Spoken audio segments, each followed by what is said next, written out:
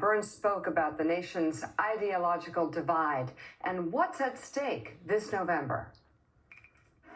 The Old Testament, Ecclesiastes to be specific, got it right, I think.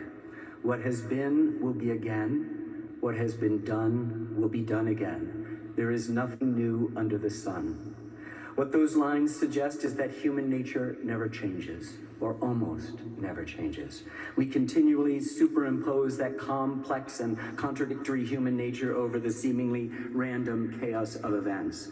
All of our inherent strengths and weaknesses, our greed and generosity, our puritanism and our prurience, our virtue and our venality parade before our eyes, generation after generation after generation.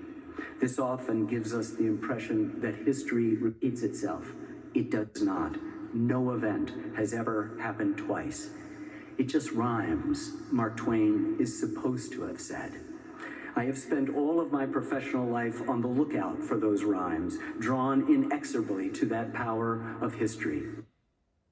The novelist Richard Powers recently wrote that the best arguments in the world, and ladies and gentlemen, that's all we do is argue. The best arguments in the world, he said, won't change a single person's point of view. The only thing that can do that is a good story. I've been struggling for most of my life to do that, to try to tell good, complex, sometimes contradictory stories, appreciating nuance and subtlety and undertow, sharing the confusion and consternation of unreconciled opposites. But it's clear, as individuals and as a nation, we are dialectically preoccupied. Everything is either right or wrong, red state or blue state, young or old, gay or straight, rich or poor, Palestinian or Israeli, my way or the highway. Everywhere we are trapped by these old, tired, binary reactions, assumptions, and certainties.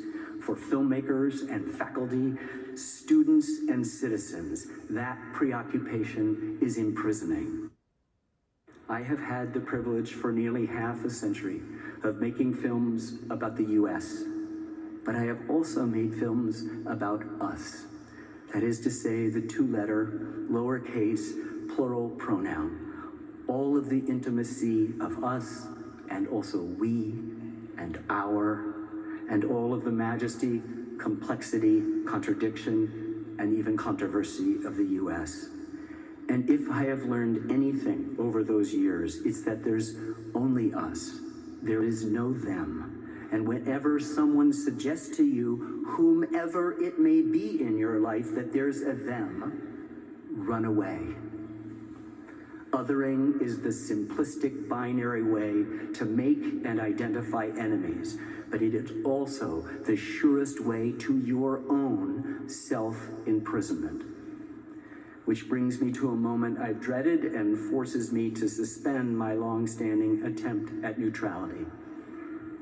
There is no real choice this November. There is only the perpetuation, however flawed and feeble you might perceive it, of our fragile 249-year-old experiment, or the entropy that will engulf and destroy us if we take the other route. When, as Mercy Otis Warren would say, the checks of conscience are thrown aside and a deformed picture of the soul is revealed. The presumptive Republican nominee is the opioid of all opioids, an easy cure for what some believe is the solution to our myriad pains and problems, when in fact, with him you end up re-enslaved with an even bigger problem, a worse affliction and addiction, a bigger delusion, James Baldwin would say, the author and finisher of our national existence, our national suicide, as Mr. Lincoln prophesied. Do not be seduced by easy equalization. There is nothing equal about this equation. We are at an existential crossroads in our political and civic lives. This is a choice that could not be clearer.